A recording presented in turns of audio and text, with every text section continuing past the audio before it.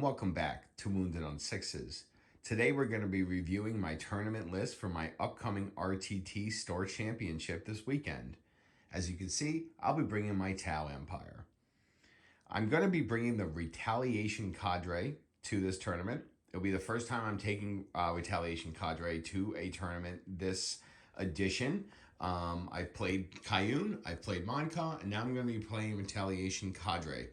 So I'm going to go over the list. I'm going to go over each crisis suit that I have here, all the other support pieces here, and basically go over what their loadouts are, what their purpose is in the game, and how we're going to hope to play them going forward. So starting out here, we're starting with the backbone of the list, and that is 3 units of crisis suits. They're each going to have a gun drone and a marker drone, which is going to allow them to ignore cover when they do their for the greater good guiding of other units. They're also count as battle suits, so they will get the Retaliation Cadre bonus of +1 strength within 12 and +1 AP within 6 for their ranged weapons. So each is going to have 2 burst cannons and a fusion blaster, so that should give them plenty of firepower to kind of hold off anything coming at them, although we really do not want these guys to get charged, so we're going to try to keep them in our backfield. They are very, very important. They do have stealth, they do have infiltrate, so we can use them to kind of screen out enemy units in the beginning of the game, although I really try not to do that too much unless I absolutely have to, because I want to keep these guys alive for guiding. So the 3 units of stealth suits, backbone of the list. Coming over here now, we have the crisis suits, and I have 4 units of crisis suits. So we'll start what's in the front here. We have a unit of Star Scythe with burst cannons being led by Commander Farsight. So just off the bat, I have 1 Star Scythe, 1 Sunforge, and 2 Fire Knives. Now that is not the natural or the, I guess, agreed upon configuration for crisis suits in Retaliation Cadre. If you look at a lot of the meta lists going around, a lot of them are mostly Star Scythes and Sunforge, and they're really selling out for that. I'm going for a little different tact here with the 1 Star Scythe, the 1 Sunforge, and actually the 2 Fire Knives, and I'll get into what each one of these does here right now. So the reason that I'm bringing the burst cannons over the flamers is that I just think that the burst cannons are better. It's 24 shots from these 6 guys, and I think that if you're gonna bring the flamers, you need to have a commander that can also bring flamers, because 6d6 flamers and 10d6 flamers are a lot different. And because I really didn't want to bring another commander with 4 flamers, I decided to go with the burst cannons and then Farsight.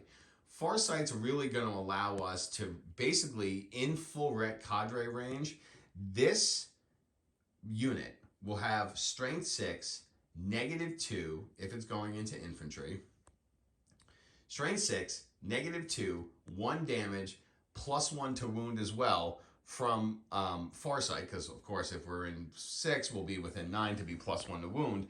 So most infantry, we're going to be wounding them on 2s. And because of Farsight, he's basically a free Orokin protocol a turn or a free fire and fade a turn. So we can get sustained hits on those 24 shots or sustain 2 on a bigger unit of infantry. So, I mean, this unit really can slap. And we really don't have to worry about the variance of the flamers, because we're getting that 24 shots, possibly even more at that free Orokin protocol. So that's why I really like this configuration for my anti-infantry suit. And these suits are very bespoke to the type of units they're going to be targeting in the game. And that's really the point of this Star Scythe unit here. Next, we're going to have the classic Sunforge. Sunforge unit, Cold Star with 4 fusion blasters.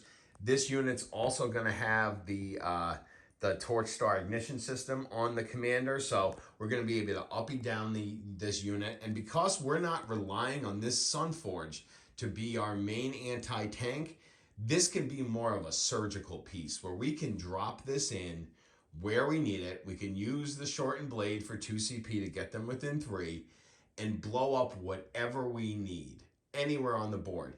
Another reason why I really like to put the uppy downy on my Cold Star is because sometimes there's ain't no more anti-tank to go around, and these guys get way inefficient once there's no more tanks around.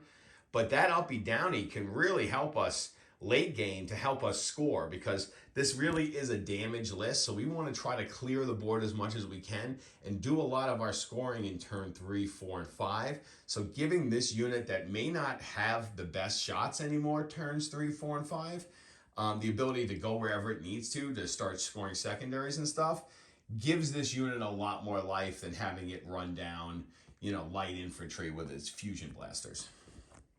Next, I have a unit of fire knives with the plasmas. So the plasmas are 18 inches, but they're strength 8, -3, 3 damage.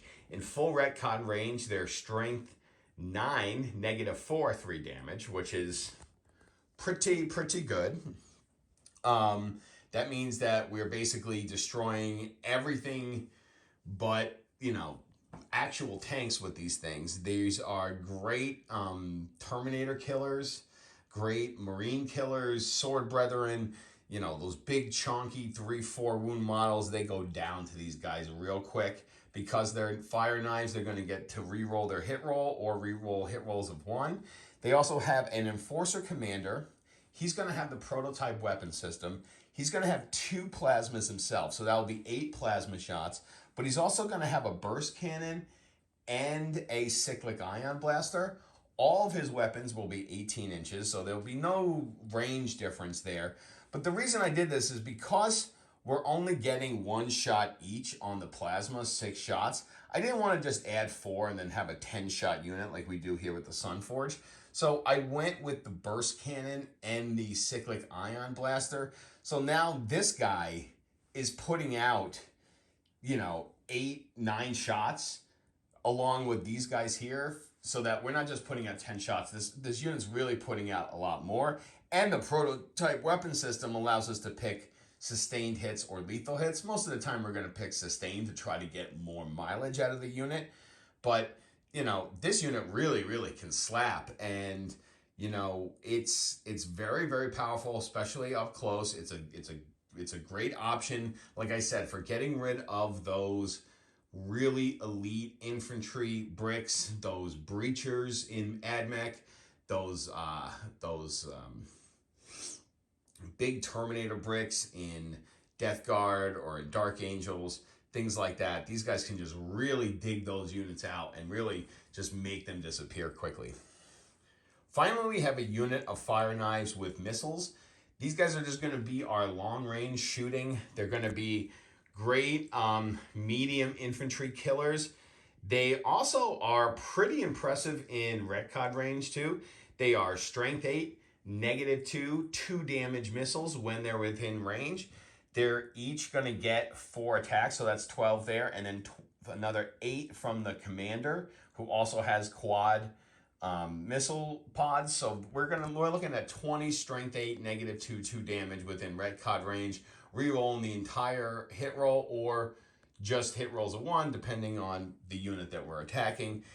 These guys are fantastic. I mean, what I like to do is pop a transport and then have these guys there to just wipe out whatever's on the board. I had a test game against Death Guard where they wiped out an entire 10-man brick of Plague Marines and one of the characters that were in the Rhino with them. So these guys can really, really delete a unit. I even like to start these on the board. I don't like to actually start them in Deep Strike. They have a 30-inch range.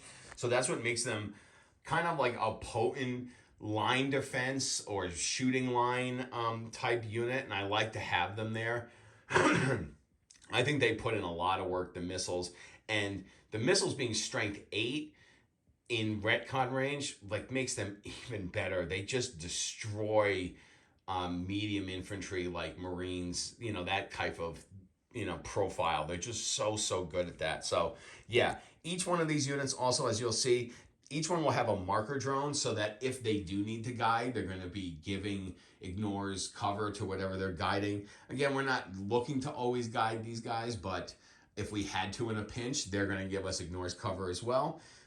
Each is going to have 2 gun drones, and then each each one of the suits will have a shield drone each, and the commanders will each have 2 shield drones. So 5 shield drones, 2 gun drones, and a marker drone in each one of these units, or for each of these units, yeah. Moving on, for more support, we have a Pathfinder team. They are going to have the recon drone, so they're going to be able to start in an infiltrating position. I really like to start them in an infiltrating position only on certain maps, really search and destroy, being able to get into my natural objective there, my natural expansion, and kind of put these guys, set them up there for some better fire lines and lanes is really what I like. But you know, sometimes you don't get that, and sometimes I'll just leave them back. What's great about them is that they get to guide 2 more units. So for the price of 1 unit, we're now guiding 2. We don't have a lot of support pieces in this list, so being able to guide 2 units at a time is very key for us. And I really like the fact that we can be so versatile. If we needed to use these guys as a screen because we're coming up against maybe like a Wolf's Jail list or something, we could on the fly because they have that recon drone to give us a little bit more time to set up or to keep things off of our back line. They're also good at holding back the objective. Again, we don't really need them to shoot, but if they need to, they can. They have the recon drone with the burst cannon on it, and they will also have 2 gun drones with them as well. I also have them with 3 rail rifles. You never know. You can get one through. They do have some heavy firepower there if they need it.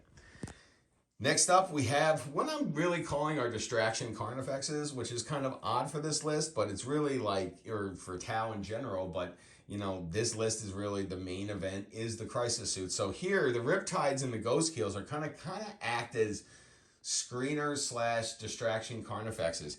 So the Ghost Keel here, it's got the fusion, the twin fusion blaster there on the top, and he's got the cyclic ion blaster. In Ret Cadre range, you know, that fusion gets up to strength 10. It's now taking out tanks. And the cyclic ion rake can get up to strength 9. Negative 3 damage.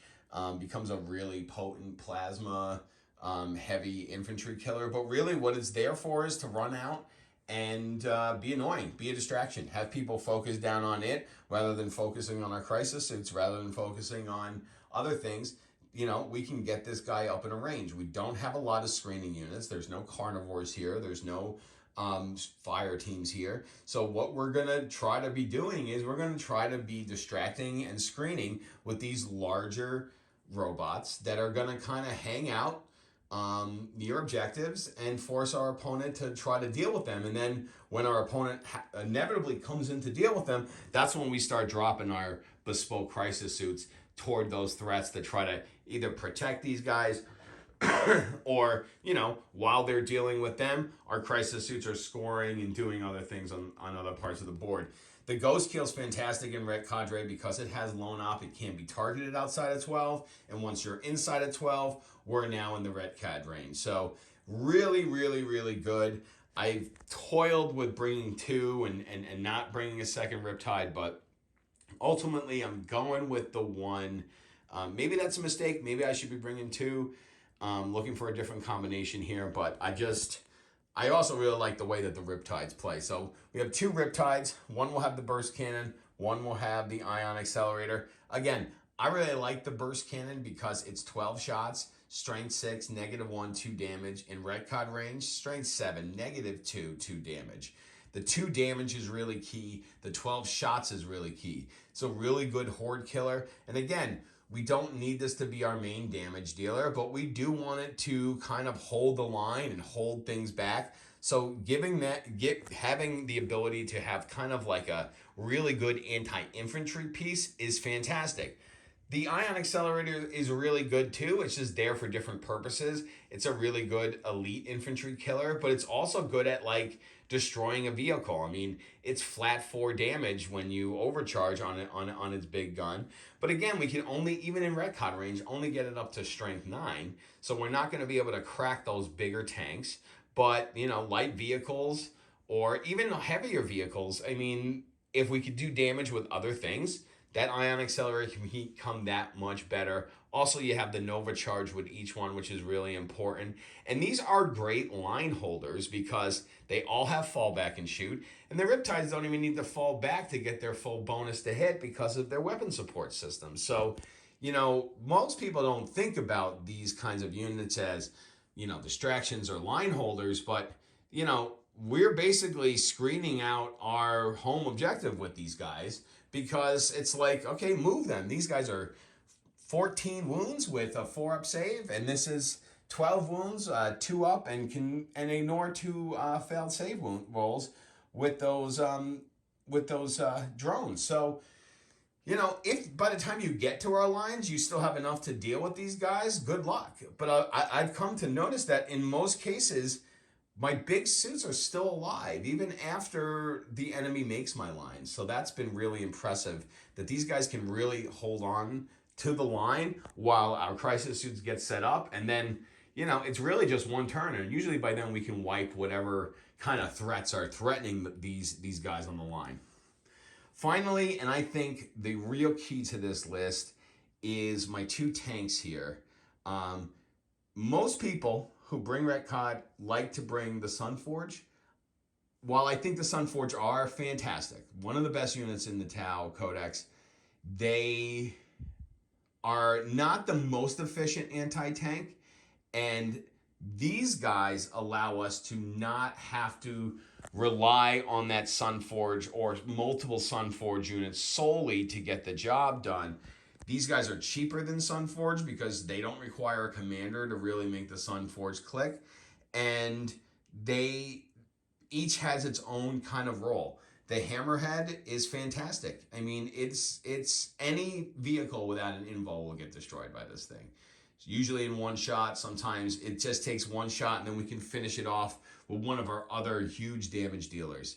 But not only that, but even a big invul monster or vehicle, you know, 4-ups go either way, so you can get lucky there. You could also get the dev wound, but this thing is super accurate. You know, when you're targeting a monster or vehicle, you're +1 to hit.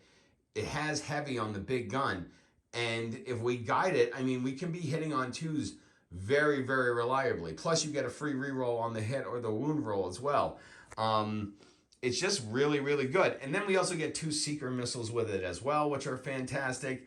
I'm going to be running both of these with the accelerator burst cannons just because they are going to be playing more of a defend the line role. And I want them to have a little bit of more of anti-horde, anti-infantry type weapons than the smart missile systems provided us in the past. So that's why I'm going with the burst cannons there. Moving on to the Skyray. This unit is fantastic for the units that the Hammerhead doesn't quite match up very well, especially ones with big invuls. The Skyray is 3 Seeker missiles a turn. Plus, it's really good against some of the bigger units in the game. I was up against a Mortarion who has fly, and the velocity tracker on here gave me rerolls to my hit roll and rerolls to my wound roll. So, and rerolls to my wound roll from the Twin Link. So it was like almost like me getting 3 Seeker missiles on Mortarion, wounding him on 3s every time I shot it. And it only took 2 turns between that and another thing to take him down. I mean, it's really, really good. Both of these are great answers. You just need to be able to pick your targets with them and understand that, you know, if it has an invul, if it flies even better, try the Skyray. If it doesn't have an invul, hit it with the Hammerhead. And if it's still alive or you can't see it, that's when you drop in the Sunforge to dig them out of their hiding hole. And that's really what I've done in all my testing games. And so far, I'm 3 or 4-0 with this list. Really excited about it. And I'm telling you, it purrs like a kitten. It's pure damage. It's pure octane. You know, the strategy is you can't score if you're dead, and I'm trying to just blow you off the board. So that is my Ret Cadre list. Tell me what you think. I will have some tournament results coming in after this weekend. But yeah, thanks again for checking back in with Wounded on Sixes, and we'll talk to you next time.